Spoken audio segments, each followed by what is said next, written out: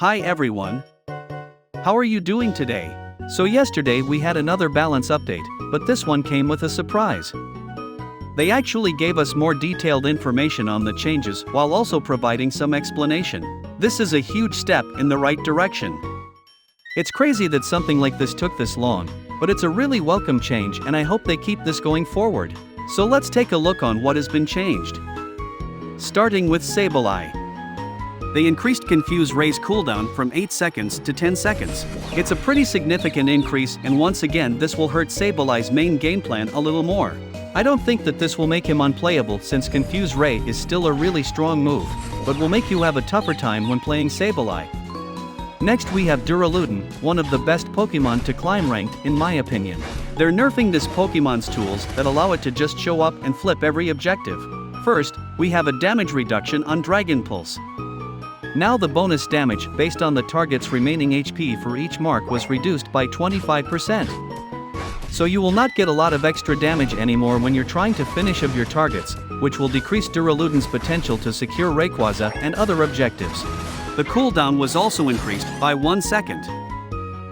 But that's not all.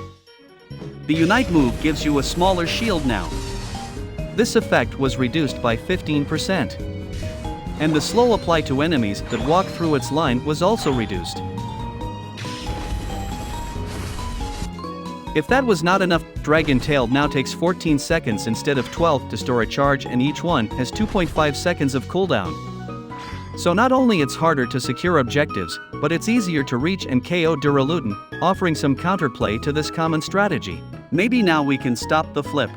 It will still work if your team shows up late for Rayquaza, so always keep an eye for a sneaky Duraludon. Next we have Dodrio. Agility had the cooldown increased by 1 second, so now it's at 11 seconds.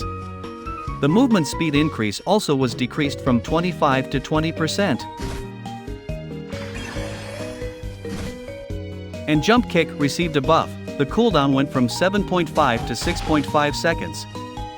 So Dodrio remains basically the same from before. Maybe more people will be playing Jump Kick now, but these changes mean almost nothing for this Pokemon strategy. Now for Azumarill. Water Pulse's cooldown was increased from 4 seconds to 5. The damage was reduced by around 10%. Overall, Azumarill should still be a great Pokemon. Aqua Tail and Whirlwind are still there, and the Unite move is still at level 8. So it's a small nerf for how powerful this Pokemon is. Now the winner of this patch, Buzzwole. First, you can now fill your muscle gauge by attacking wild Pokemons, so you can now start your fights at your strongest and farm faster.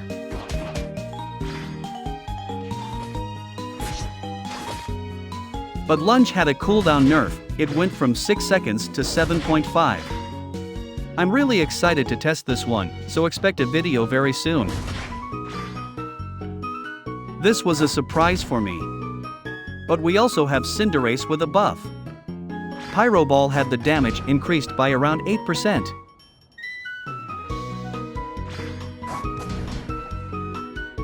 The thing is, Blaze Kick is an amazing move. It increases your attack speed and provides a lot of mobility while making you unstoppable. So despite these changes, I still think that Blaze Kick will remain the best choice here. Lastly, we have changes to the cool Urshifu. I mean, Water Urshifu. Liquidation had the cooldown reduced by 2 seconds and the shield was increased by 20%. Surviving was indeed an issue in team fights with this Pokemon. But we still have one big issue. The Unite move is so weak right now, it gets cancelled so often that you can't get anything done with your most powerful move. I hope they can change this in a future patch. And this was everything we had for today. If you want to see more Pokemon Unite content, please consider subscribing so you don't miss the next videos. I would really appreciate having you around. Thank you so much for watching. And until next time.